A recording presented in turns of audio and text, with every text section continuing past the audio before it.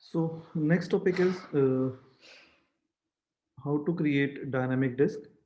So to convert this basic disk to dynamic disk, you need to right click on this particular part and then click convert to dynamic disk.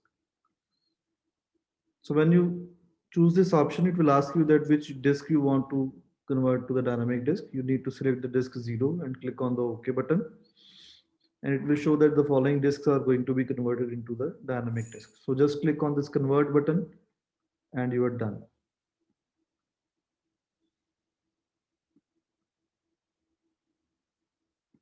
So after this conversion, the computer is going to restart. Just wait for a while.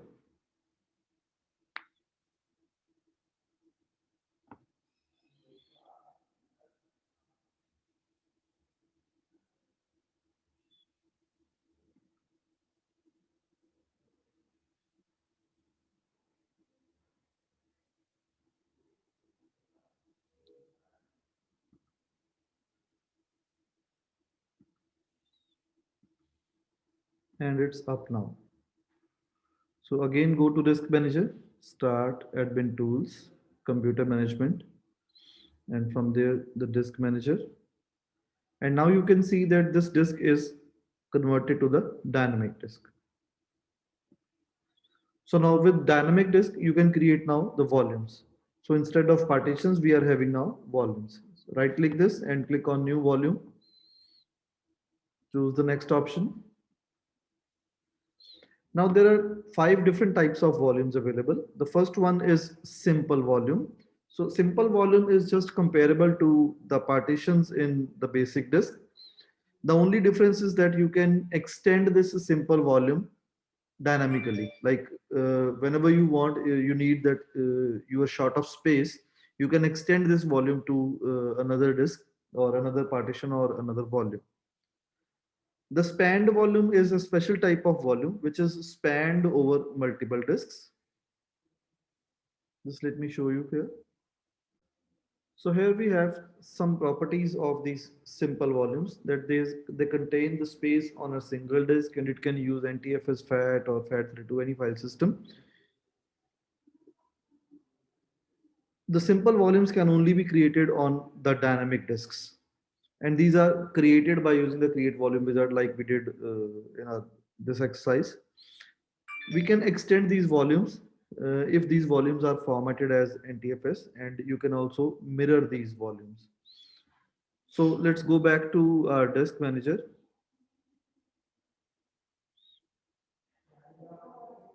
And next we were discussing spanned volumes. In case of spanned volumes, the disk is spanned over multiple partitions or multiple volumes.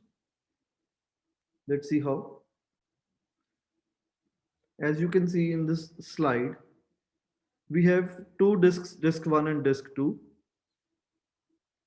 Normally, when you deal with the partitions, then each partition is having only a unique drive letter. But here you can see that this partition and this partition, these are on two separate disks and these are sharing a common drive letter. So how this happens? This happens with the help of spanned volumes.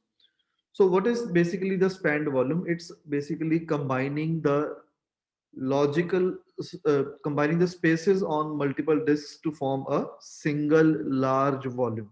Say for example, I have this 100 mbps one partition, 100 mbps another partition, and if we use them as a simple volume, then there will be two partitions like G and H, and the capacity of each of these volumes will be 100 MB, although you have 200 MB capacity total available. If you wish to store a file of 150 MB, then you will not be able to store that file on the simple volume because on a single disk you have only 100 MB of the space. So why not combine these 200 MB spaces to collectively form a single space of 200 MB? So that is done with the help of spanned volumes. So here you can see we have these three disks. Fine.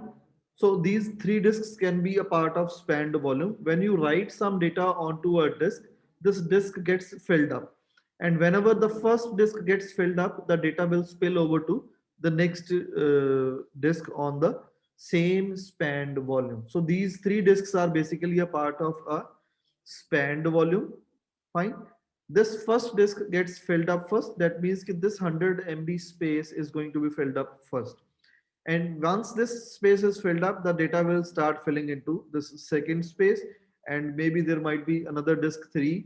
And when this second disk also fills up, the data will move on to start being stored onto the third disk. So this is the case of spanned volumes.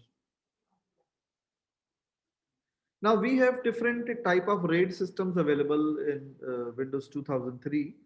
The RAID 0 is basically disk striping that we are going to discuss next. Disk mirroring, then disk striping with error code correction, then disk striping with ECC stored as parity, then disk 4 is disk striping with large blocks and parity is stored on one particular disk, and the RAID 5 is the disk parity being distributed onto the multiple disks. So out of these six different RAID systems, RAID 0, RAID 1 and RAID 5, these are supported by the Windows 2003 operating system. So these RAIDs can be implemented in a software. The third category that you could see over here is the striped volume.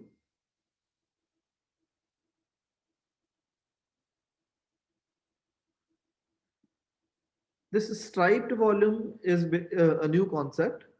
In this case, the volume is spanning over the multiple disks, but the rule for writing the data is different in this case. So how we write the data onto disk on this spanned volume, like you can see in this diagram, whenever you need to write some data onto the disk, the data will be broken into 64 KB units, independent units. So if you have, let's say, 128 KB of data, then how that data will be stored? 64 KB of data will be stored on this first disk, and the next 64 KB will be stored onto the second disk. So there is an inherent advantage of using this technique, that you are using two disk controllers and you can write the data onto these two disks controllers parallelly, simultaneously. So that means disk writing speed is doubled now. And same is with the disk reading speed. Like whenever you need to read that 128 KB file, you can read from these two disks parallelly. The first 64 KB from here, the second 64 KB from here. And the operating system can combine these 64 KB blocks to form a single file of 128 KB. And you can span these stripes onto multiple disks. So if you have a larger file, then it will store first 64 KB over here, then next 64 over here, then next 64 over here. Then again, it will come back to the first disk, next 64 over here, next 64 here, next 64 here, and so on. So that way you are writing the data parallelly onto these three disks. The reading and the writing speed is now 3 times. And if you have 4 disks, then reading and writing speed will become 4 times. So depends on you how much budget you have and how much speed you require. You can trade off between the number of disks in this striped volume. The biggest disadvantage of using these striped volumes is whenever one of these disks fails, then your entire data is gone. Like if you happen to lose this center disk, then what happens? The first part of file is there, the second part of file will be missing, and the third part of file is still there. Fine. And if it's a single file and its middle part is missing, then there might be the cases that you will not be able to use that file. This file is no more usable, and especially if it's a binary file or executable file or some database file, you will lose that file altogether. So this method is not advised for storing your crucial data, and you should use this only for the temporary data. So here you can see how this striped volume works, like disk 1, then disk 2, then disk 3, and then back to disk 1, then 2 and 3, and then back to 1, 2, 3, and so on. So that way the data will be filled. The next scheme that we have is the mirrored volume. You can see here it's at this particular place, mirrored volume. So what happens in mirrored volume, that you create a mirror replica of your entire disk. Fine. So in case of mirrored volumes, let's say if we create a D drive as a mirrored volume, then what happens? Uh, from disk 0, the data will be copied onto the disk 1 exactly. Fine. So there will be a fault tolerant driver that is called ftdisk.sys. That fault tolerant driver will keep a watch on what you write or what you read from the mirrored volumes. And whenever you write something onto the D drive, it will automatically write that data onto the D complement drive. This D complement drive will not be visible in the Windows Explorer because it's a mirror drive, and whatever you store on D drive, that will be copied onto the D complement drive. Now, whenever there is any problem in the D drive on disk 0, the disk 1 will automatically take over and the data will be read from the disk 1. So, especially these mirrored volumes are used for fault tolerant purposes, like you have some crucial data and you cannot afford to lose the data. Obviously, any organization will not want to lose their data. So when you have the crucial data to be stored, then you should always go for a mirrored volume. So whatever you write on one disk, an exact replica will be available on the second disk. And in the event of failure of first disk, the data on the second disk will be still there. You can use the second disk, and then the things will go smooth with you. So that is mirrored volume. Then next strategy is RAID 5, that is stripe set with parity.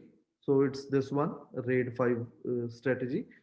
So this is the best strategy available in Windows 2003, but this strategy comes with a cost. The cost is, like, you need to have at least 3 disks available for implementing this stripe set with parity. Now what happens, like the other stripe sets, the data will be striped over to the multiple disks. Like some data will be stored on the first disk, some data will be stored on the second disk, and some data will be stored on the third disk, then fourth, and then fifth, and so on. Now, apart from the data being stored onto the disks, the parity information for that particular data will be stored on another disk. So if you are storing the data on disk 1, then the parity pertaining to that data will be stored on disk 2. And whatever data you are storing on disk 2, its parity will be stored on disk 3. Whatever data you store on disk 3, its parity will be stored onto disk 4. And whatever data you store on disk 4, its parity will be stored onto disk 5. Fine. Now, in case of any system failure, let's say the disk 2 goes offline, then what happens? You can restore the data that was stored on disk 2 by using the parity information stored on disk 3. Fine. And you can regenerate the parity of disk 1, which was already stored on disk 2. So that means simply replacing the disk 2 will do the purpose. You can regenerate the lost data, and the data will remain secure. Now, advantage is fault tolerance as well as speed, because it's a striped volume. The data is striped over to the multiple disks. So what you can do, you can read and write parallelly onto these 3, 4, 5 disks, whatever you have. But the cost involved is a little higher. Like you need to have 3 disks, as I already told you.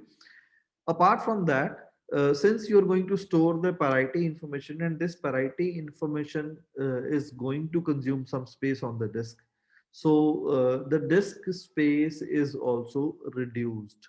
So if you have, let's say, 1 GB of disk space available on disk 2, then some part of this 1 GB will be used for storing data, and some part will be used for storing parity. So the actual capacity of the disk is reduced when you are going to use this stripe set with parity. So you have to see the pros and cons, like which method suits you, and accordingly you need to decide all these strategies. So let's go back to our Windows 2003 system and try to create simple volume. So select this simple volume, click on next option, and it shows which of the disks are available.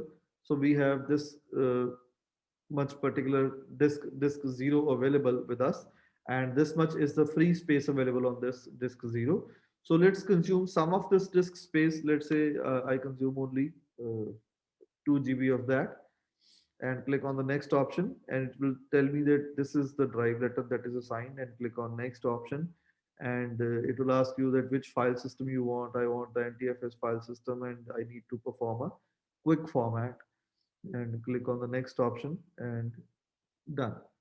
So this is going to create a simple volume onto this particular thing. Now with the remaining space, you can again go for a simple volume like this, another simple volume. Click on simple, or what you can do, you can right click on this and you can extend this volume onto the next unallocated space.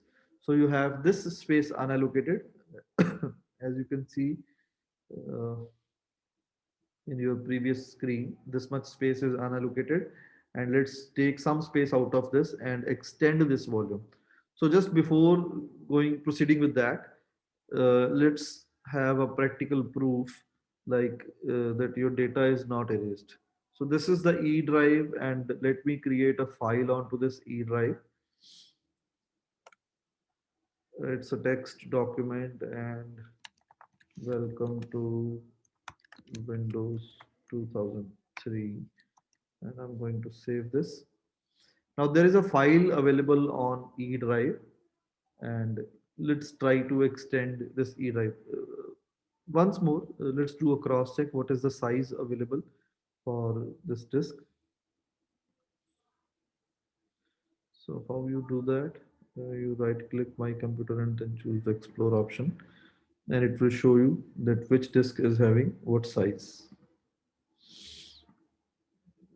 You can show the tiles or thumbnails for them.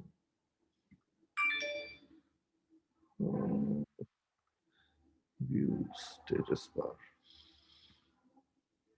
It's not showing. So let's revert back to the detailed section. So the total size you could see over here for the E drive, it's 2.66 GB, and the free space you have is 2.65 GB. So let's extend this. I'm taking one more GB out of this, and click on next option and then finish. And now you can see the partition is extended and you have only 1.95 GB available. So this is the extended partition, and you could see that we have only the same E drive letter, and now its new capacity is 3.65. Our file is still there on E drive. So here is E drive, it's 3.64 instead of 2.64. And let's check for the file. Yes, it's there. Just try to open that file to make sure it's not corrupted. So it's there.